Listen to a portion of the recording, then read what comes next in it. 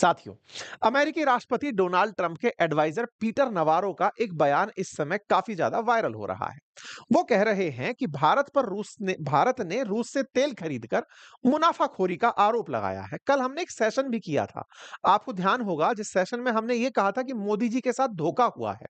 और उस धोखे के अंदर हमने एक कहानी सुनाई थी आपको, जिसमें हमने अमेरिका के वाणिज्य सेक्रेटरी का एक बयान सुनाया था, जिसमें वो ये कह रहे थे कि भारत ने रूस से तेल खरीदकर $16 बिलियन कमाए हैं और उसमें से $6 बिलियन केवल अंबानी ने कमाए हैं। ऐसे में अंबानी चाहते थे कि रूस से तेल खरीदना जारी रहे और यही कारण है कि भारत अमेरिका के साथ बढ़िया बनकर रहे।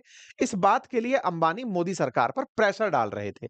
ये कल एक नैरेटिव था जो ट्विटर पर चल रहा था। यही मैंने आपको रात को आकर एक्सप्लेन किया था कि ट्विटर पर ऐसी बहस क्यों छिड़ी है।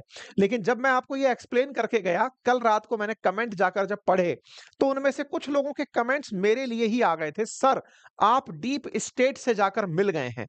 सर, आप उन लोगों से जाकर मिल गए हैं जो देश को तोड़ना चाहते हैं।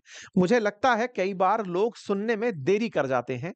मैंने शुरुआत की थी कि ये खबर उठ कहां से आ रही है, खबर को जोड़कर कैसे देखा जा रहा है।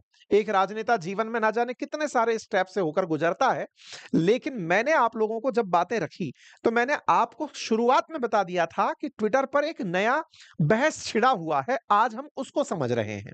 लेकिन कंक्लूड करते-करते लोगों ने मुझसे सवाल कर लिए कि नहीं, नहीं, नहीं, नहीं, नहीं। अभी कुछ लोगों ने तो ये तक बयान दे दिया, आप इज़राइल जाकर आए हैं, इज़राइल में अमेरिका है, अमेरिका वालों ने शायद आपको पैसे दे दिए हैं, आप भारत के विरोध में। यार, कितना जबरदस्त तरीके से भारत के विद्वान लोगों ने अंतर्राष्ट्रीय संबंधों को चुटकी भर में समझ लिया है।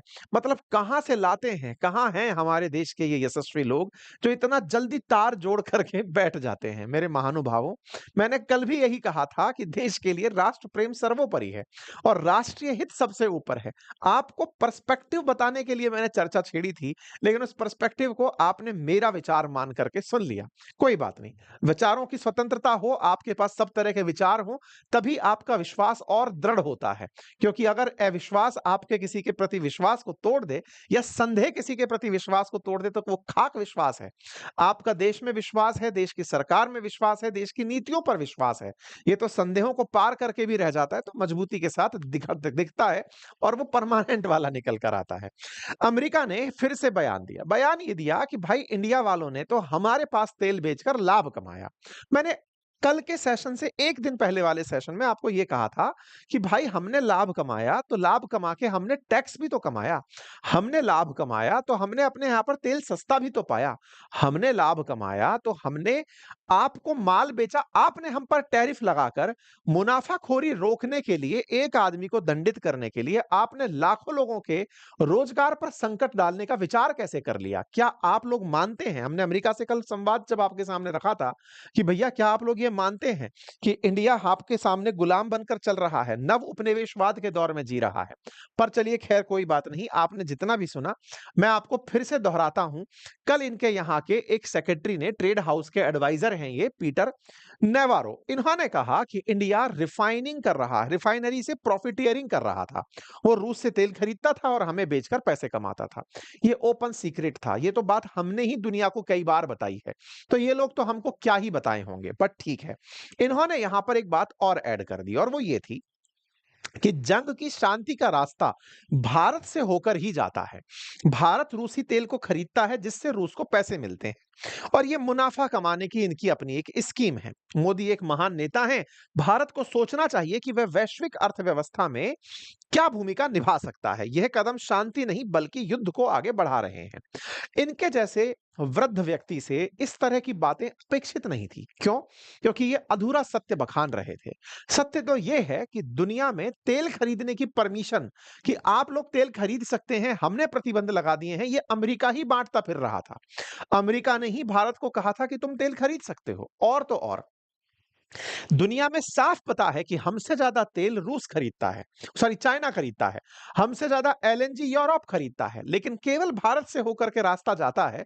इससे अमेरिका की क्रेडिबिलिटी पर सवाल उठे हैं। जब अमेरिका की क्रेडिबिलिटी पर सवाल उठे, तो फिर वहां के कुछ राजनेता उठकर बोलने भी शुरू हुए। उनमें से निक्की हेली, ये वो नेता हैं जो कि ट्रंप की ही पार्टी से आती हैं। चुनाव में उतरी थी, लेकिन ट्रंप चूंकि उम्मीदवार थे, तो इन्होंने अपनी उम्मीदवारी वापस ले ली थी। निक्की हेली ने ट्वीट किया, ट्वीट के साथ-साथ अपना एक लेख साझा किया, जो उन्होंने हाल ही में एक ओपिनियन के अंदर लिखा है। न्यूज़ वीक नामक समाचार के अंदर उन्होंने अपना एक लेख लिखा। उन्होंने कहा कि ट्रंप, आप गलती कर रहे हो। ट्रंप एडमिनिस्ट्रेशन भारत के खिलाफ जाकर गलती कर रहा है। निक्की हेली का बोलना अपने आप में एक बड़ी बात माना जाता है। ये बड़ी इन्फ्लुएंसर्स हैं, मिलियन में रीच है और ये राजनीति में सक्रिय हैं। अमेरिका में इनकी राजनीति काफ़ी बड़ी है। इनका ट्रंप प्रशासन से ये कहना कि आप लोगों ने रूस को प्रतिबंधित करने के लिए भारत पर सैंक्शन लगाए या भारत पर टैरिफ लगाए, ये एक विज़न हो सकता है, एक व्यू हो सकता है।